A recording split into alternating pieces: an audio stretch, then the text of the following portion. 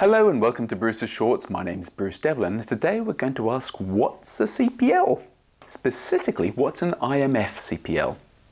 You may be familiar with digital cinema and you may have come across the Composition playlist before, but we're specifically going to talk about the IMF CPL today. So the CPL, if you like, is the main timeline definition of an IMF composition.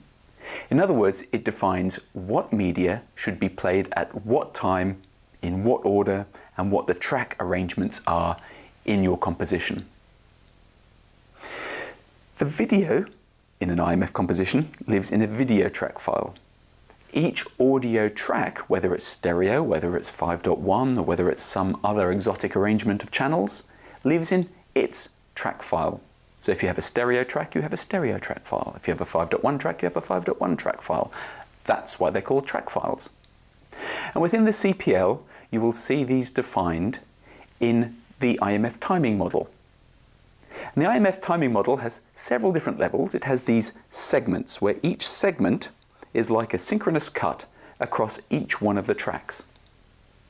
And with any given segment, you will have a number of resources that are concatenated one after the other in a sequence to fill up exactly the time between the synchronous start and the synchronous end. You can see that in the picture here. So the composition playlist, or the CPL, gives you a definition of all the resources, what order they're played in, but they also have a huge amount of XML that describes all the properties of those resources, such as the audio language tagging, which is one of the really key bits for good, efficient distribution that defines how the audio is arranged and what the languages are. If you want to know more about IMF, why not take the Simply IMF course? If you want a high-level look, watch a few more Bruce's Shorts.